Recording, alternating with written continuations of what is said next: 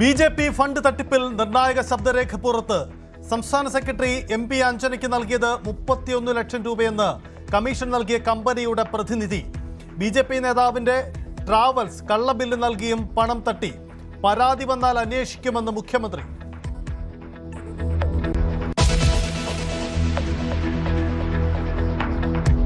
വഖഫ് ബോർഡിന്റെ പ്രവർത്തനത്തിന് ഹൈക്കോടതിയുടെ കർശന നിയന്ത്രണം. അനുമതിയില്ലാതെ പ്രധാന തീരുമാനങ്ങൾ പാടില്ലെന്ന് ഡിവിഷൻ ബെഞ്ച്. സാമ്പത്തിക ചെലവുള്ള പദ്ധതികൾക്ക് വിലക്ക്. ബോർഡിന്റെ താൽക്കാലിക ചുമതല വഖഫ് വകുപ്പ് ജോയിന്റ് സെക്രട്ടറിക്ക്.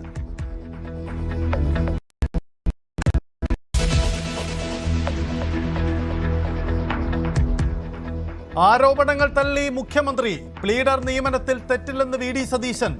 ആരോപണ നിഴലിലുള്ള 2 പേരും ലോയേഴ്സ് കോൺഗ്രസ് പട്ടികയിലുള്ളവർ. പാർട്ടി സംഘടനകൾ നൽകുന്ന ലിസ്റ്റുകൾ അതേപടി നടപ്പാക്കാനാവില്ല. ഹിന്ദു ഐക്യവേദിക്കാരെ കണ്ടതിൽ തെറ്റില്ല.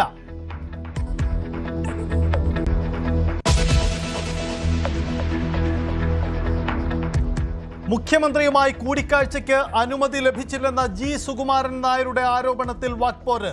സുകുമാരൻ നായരെ തിരിച്ചു വിളിച്ചുവെന്ന് VD സതീശൻ.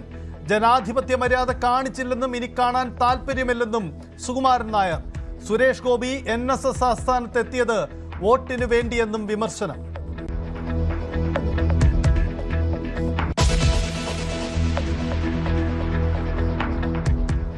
കശുവണ്ടി കോർപ്പറേഷൻ അഴിമതിയിലെ കോടതിയലക്ഷ്യ കേസിൽ നിലപാട് കടുപ്പിച്ച് ഹൈക്കോടതി.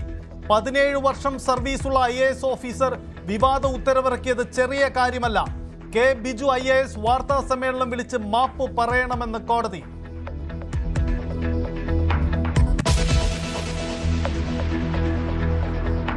നെന്മാറ ഇരട്ടക്കൊലയിൽ ചെന്താമരയ്ക്കുള്ള ശിക്ഷ നാളെ ഉണ്ടാകും.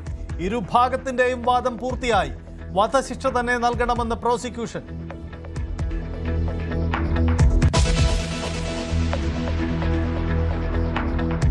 ലോകകപ്പ് ഫൈനലിൽ സ്പെയിനെതിരെ എതിരാളികളെ ഇന്നറിയാം.